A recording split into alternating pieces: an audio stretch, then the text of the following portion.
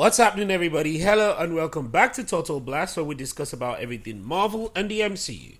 IMDB just published an exclusive 1-minute short video on She-Hulk, and I have to say that I'm absolutely loving this clip for a variety of reasons. This 1-minute video features a huge variety of distinct settings and compositions, from the shocking revelations of certain information about Captain America to other fascinating plot stories. It mentioned Captain America's virginity, which is something that you would never really think Marvel Studios will talk about. It has been speculated that the next solo Hulk movie will be titled World War Hulk, and that She-Hulk may provide a possible backdrop for this film. This footage contains a lot of information, and it seems likely that we will get the She-Hulk original tale. Now, let's go into breakdown and talk about the setup for the next solo Hulk features.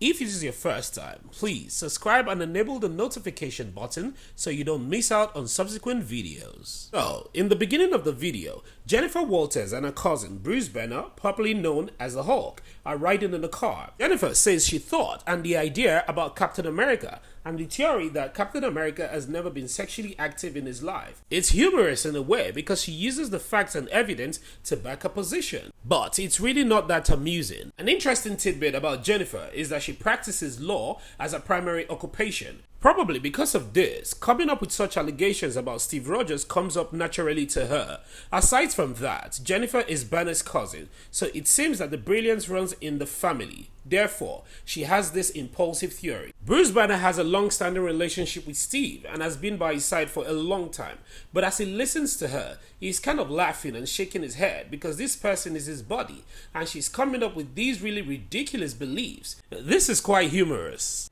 You'll be able to notice the sling that is worn on Bruce Banner's arm if you're paying careful attention. His arm continues to hurt as a result of the incident in Avengers Endgame, in which he snapped and irreparably ruined it. Even in Shang-Chi and the Legend of the Ten Ring as a post-credit scene, we see Bruce Banner via hologram. He still has a sling on his arm. The sling remained on Professor Hulk's arm at the end of Endgame as well.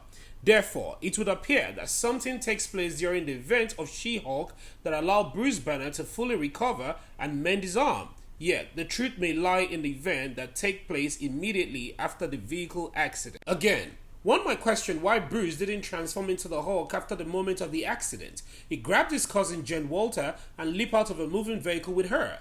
Actually, there is a device on his wrist that gives the distinct impression that he may be preventing him from transforming into a different form. You may think that when the spaceship suddenly appeared in front of them, Bruce Banner would suddenly transform into the Hulk, grab Jen Walters and run out of the car. But this did not happen. Instead, Bruce Banner remained in his normal form. There is a device on his wrist that gives him the impression that he may be preventing him from transforming into Hulk. With his hand in the sling, you can still see the device there on his wrist. Now, let's talk about the spaceship. Let's quick talk about the origin story. Although the comics have a somewhat different story origin, the two are somewhat connected. In the comics, Bruce Banner, who is having trouble controlling his transformation into the Hulk, decides to pay a visit to his cousin because she is friendly and easy to talk to.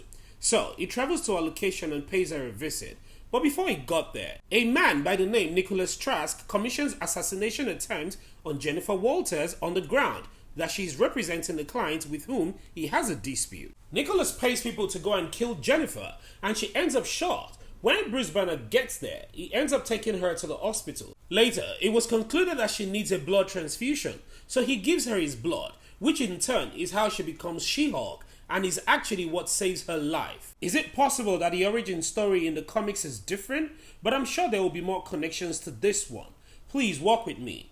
It is possible that someone is tracking Bruce Banner, which explains why the crash happened. Taking into consideration that they were traveling out in the middle of nowhere in the midst of the woods, the spaceship that is looking suspicious like this is following them particularly. Because of the alien spacecraft, Jennifer had to swerve the car. If you recall from the movie THOR RAGNAROK, the Grandmaster possesses a large fleet of spaceship and something very much like this, and Bruce Banner managed to flee Sakaar with Thor.